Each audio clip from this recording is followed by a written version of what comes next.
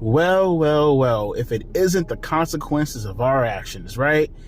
Matt Riddle has just been released from his WWE contract.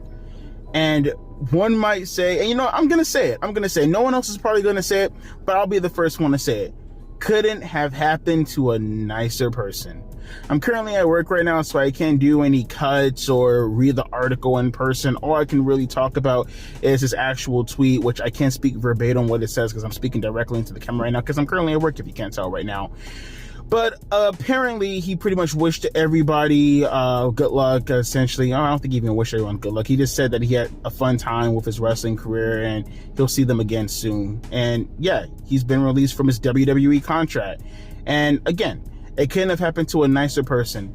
I look at someone like a Matt Riddle and I say to myself, out of anyone, and I like to be a little bit empathetic whenever I talk about these situations, because in the end of the day, someone just lost their job. A dad just lost his job providing for his children.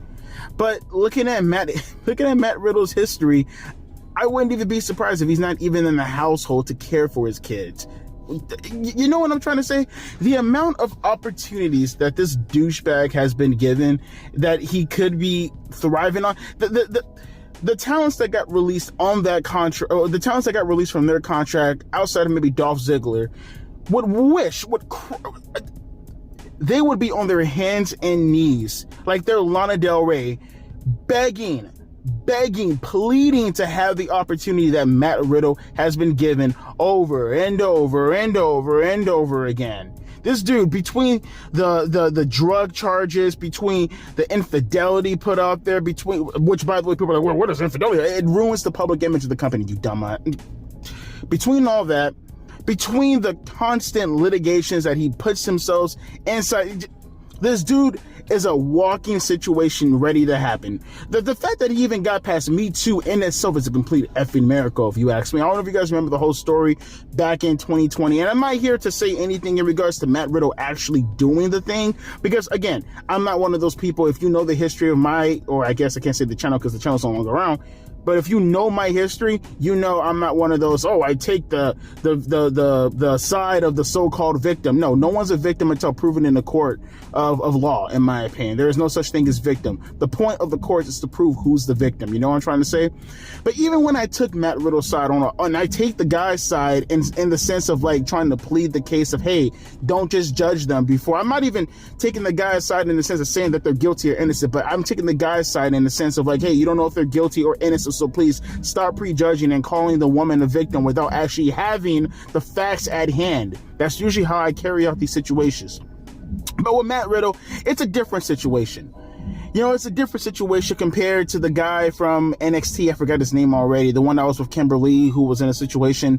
It's different from accusations thrown out there against people like Darby Allin, or even people that I dislike, like Joey Ryan, for an example, a complete and utter socialist. Completely different circumstances. You know why it's completely different circumstances? Because with those guys right there, they knew the situation that they were in.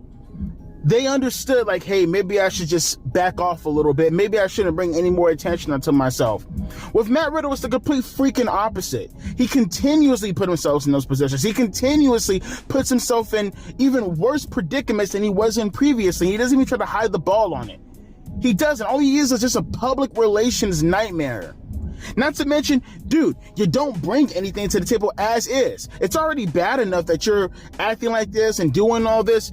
And now you're constantly, the amount of times, I don't know if you guys know the story of how many times WWE has gone to bat for this guy as far as laws, well, not even laws, I don't want to say it like that. That sounds kind of stupid the way I put it, but like going to bat as far as loaning him their attorneys or doing this or doing that. I'm pretty sure he had to come out of pocket for some of this, but make no mistake about it. All the accusations and stuff that he was going through, understand that I'm pretty sure some of WWE's attorneys helped out Matt Riddle in those cases also. And for him to just consistently put himself in the same situation over and over again after getting out of it with the skin of his teeth, I have no sympathy for this idiot at all. No sympathy whatsoever. No sympathy. Again, I like to look at people who are put into horrible positions when it comes to their job, and I like to be a little bit charitable and say, well, I understand why they fired you, because if they're trying to lay off people to make some type of accommodations, I mean, whether it's good or bad, we don't work for the company. We don't know their bottom line. Whether it's good or bad, doesn't matter. I don't care. But in the end of the day, that's the circumstances that's at hand right now, currently, right? This is what's being dealt, and the superstars that get released based off of whatever situation that WWE has going on. That's just the way it is. That's just the way the cookie crumbles. All you can do is legit feel sympathy, not empathy, sympathy for the superstar. I feel no sympathy whatsoever for Matt Riddle. In fact, one may even argue this should have been done a long time ago. Because even with the semblance that I can usually give as far as like, okay, well, even though this person is clearly a terrible human being for the most part, even though this person clearly undermines your own premise, even if you're trying to come to bat for him, it's even worse when you're doing all that. And now you're being a disrespectful little shit also. The comments that he's made, and it's one thing when you're trying to get over, it's nothing when you become a complete and utter nuisance. The comments he made about Goldberg, the comments he made about The Undertaker, the comments he made about Booker T, the comments he made about Chris Jericho. Like, dude, what are you doing? What are you doing? So it's already bad enough that you're involved in all this horrible shit. And now your piece de resistance, if you will, your cherry on top of this shit ice cream is that you're shitting on every veteran, opening up your mouth, pretending as if they're talking directly to you, or flat out starting shit with legends, as if you run the roost, as if you've been here for a while. Oh God, again, I don't wish firings on anybody, and honestly, I don't wish Matt Riddle to be fired. But knowing that it's actually happened, I'm sorry, it couldn't have happened to a nicer person. That's my story, and I'm sticking to it. So let me know your thoughts and your comments down in the comment section below. If you got some memories of Matt Riddle, I mean, honestly, I can't think of a good thing. The guy, I mean, maybe the Seth Rollins feud, I remember the match he had with Timothy Thatcher, if I remember correctly. Didn't he have the match, the little MMA cage thing in NXT, the fight pit, right? Same thing with Seth Rollins also.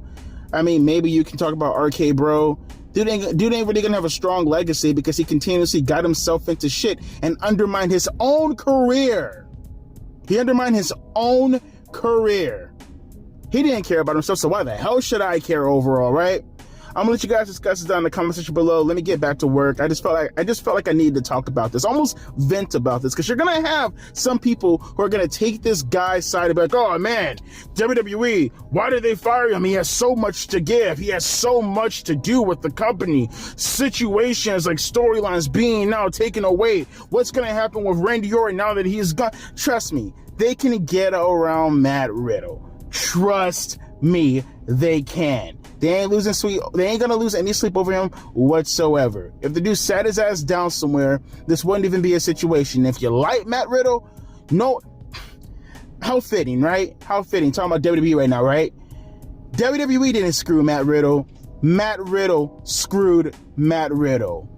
Deuces, P. Ice.